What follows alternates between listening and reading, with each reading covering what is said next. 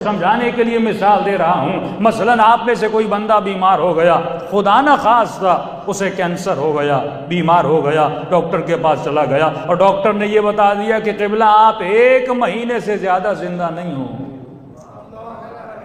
یا یہ بول دے آپ 2 ہفتوں سے زیادہ دنیا میں زندگی گزارو گے نہیں۔ اب جب آپ کو یقین ہوا کہ میں 2 ہفتوں کے لیے زندہ ہوں، اب جب آپ کو یقین ہوا کہ میں 1 مہینے کے لیے زندہ ہوں، اب میرا سوال یہ ہے، جس بندے کو پتا چل جائے وہ دنیا میں 1 مہینہ زندہ ہے، کیا وہ ٹی وی پر بیٹھ کر کرکٹ دیکھے گا؟ کیا وہ گھومنے جائے گا؟ کیا وہ سیر و تفریح کرنے جائے گا؟ کیا اس کا دل کاروبار میں لگے گا؟ کیا اس کا من کرے گا کہ میں مال جمع کروں؟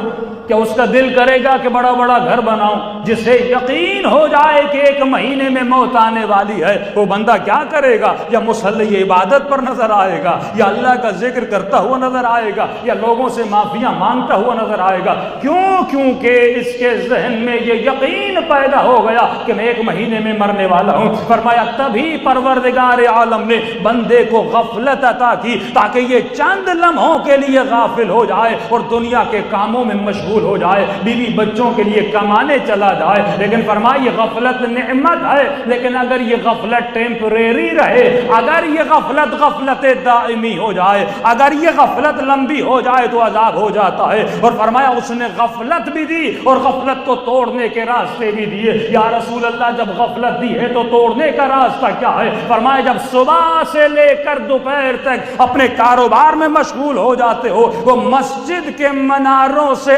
اذان کی آواز دے کر بلا کر تیری غفلت کو توڑ دیتا۔